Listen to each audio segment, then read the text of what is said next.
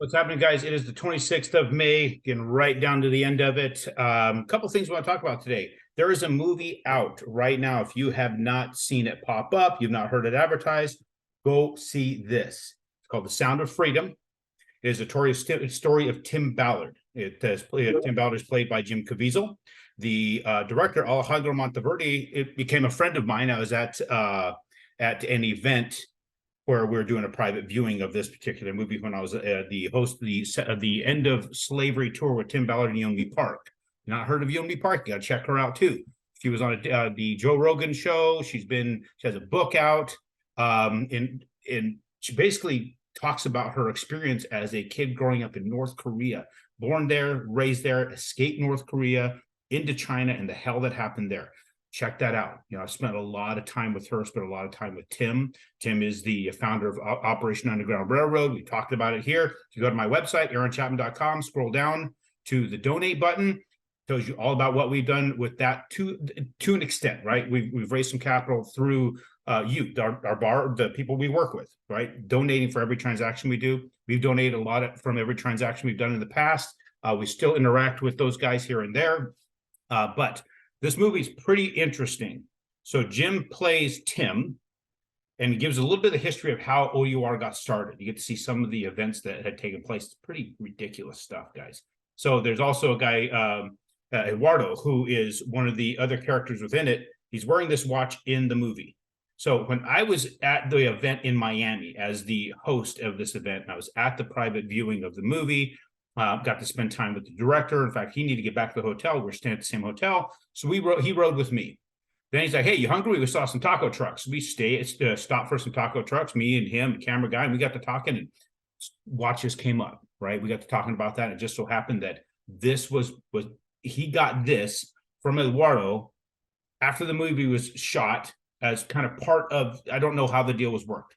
But then we made a deal. He sold it to me. I'm not getting rid of this thing. So this is, I'm one that likes to invest in everything, right? Everything is an investment. Anything you put your time into, you invest into yourself, right? You can go out there and get education. You can go out there and understand how to control your thoughts. You can invest in precious metals. You can invest in, I like classic cars. I'll invest in those. You can invest into stocks. You can invest into, we talked a lot about the infinite banking strategy and the whole life policies.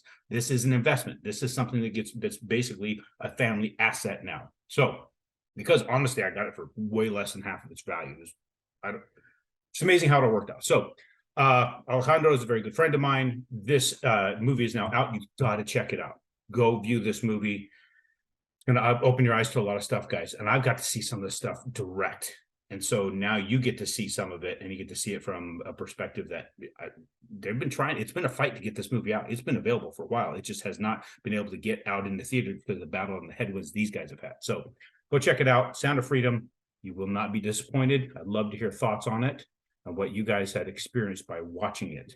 Because believe me, it's an eye-opening, very, very eye-opening bit of detail. So here is charts. Let's take a look at something here. I finally figured out how to show the entire time on this timeline stand. I keep scrolling back and forth. Never had to have to scroll back and forth. It was kind of a pain in the ass to look. Now I can show all the way back to August of 2008. August of 2008, though, I was laying in a hospital bed. I was on a morphine drip. I was on vacation. You guys were suffering through the crash. I was on vacation chemically. So I didn't have to experience what you guys had to experience. But looky here. So I'm showing you right here. It was November 25th, they announced quantitative easing. This particular chart will only show me November 24th because each of these little candlesticks don't represent 1 day of trading. It represents like 5 or 10 days of trading. And I can only pull up the closest day to that to mark the time when this happened. So this right here, this yellow line represents the market conditions, the price of this particular security, the day they announced quantitative easing. And you've seen from that day forward, it bounced up and it stayed above it the entire time. Now, I don't know what happened with these chart marks here. I'm wondering if it was just some sort of anomaly in the trading, because you don't have a trading day that swings 10,000 points or 2,000 points, or whatever the hell that is. It just doesn't work that way. But take a look at here. This is when they announced quantitative tightening at the end of 2021. And you can see how it fell off a cliff. And now we've got this bouncing down. So I'm going to show you a different chart here. Not this one, this one here. So here's where we're at today. This is today's chart. And I'm hoping it's showing right. It's supposed to. But what we have here is that same line where the pricing was at the time of 2008, November 25th, 2008. So you can see where we intersected right here. That's our intersection of this. Look at this 200-day moving average. We've been talking about how the 200-day moving average has been the ceiling. Tries to get above it, comes down. Tries to get above it, comes down. Look, it's now intersected it right here. Here's your 200-day moving average right there. It has intersected that line. So that price point where the market was structured back, or at least where its ceiling was before quantitative easing, that's where it hit today, or yesterday, actually. We broke through it. Now, that intersection, I believe, this is pivotal where we're going to have our ceiling going forward. Now, we've been trading negatively these last few days. A lot of negative trading, a lot of negative news driving us far down. But look, we've hit at these low points. We've hit this 3 times in recent, let me see, March 23rd, saw it March 8th, March 9th. We saw it also on March 2nd. So hopefully built up some strength here from those times and possibly some past trades. But that might be our floor is what I'm hoping. We look like we hit it this morning, come off of it. We're still low, but that might be our trading range. We're going to be back up here. This was another floor support before, which is now a ceiling. We're going to hopefully bounce in there. It's going to be a wide trading range. So we're going to see some really, really wide swings in the market, which would result in some very wide swings in the rates. I'm hopeful. I don't know if it's going to hold, because if it does hold, then at least we're going to know where our range is. If it doesn't hold, guys, I have no idea where we're going to end up.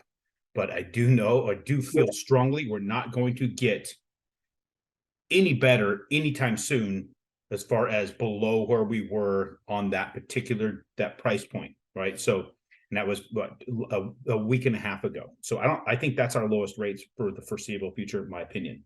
So if you need anything as far as detail, reach out to me. Reach out to Scotty, reach out to Ellen, to Carla, reach out to anybody on the team, whoever your contact is, whether it's your processor, Brandy, whether it's, when you close with Nicole. I don't care who you talk to. It could be Breezy, it could be Bella. Talk to somebody on the team if you need anything, and get connected with me. We'll guide you through this. There's a lot of gimmicky shit out there. People giving you stuff that sounds like it's gonna be really, really sexy, but there's so many hidden little things to it. Don't get sucked into gimmicks. Gimmicks is how people are just trying to get business done. You either get business done or you don't. Don't trust people that don't know what the hell they're doing, especially if you're trying to do some volume, guys. So we appreciate you. Go back to aaron.chapman.com, scroll down, click on the donate button if you feel so inclined.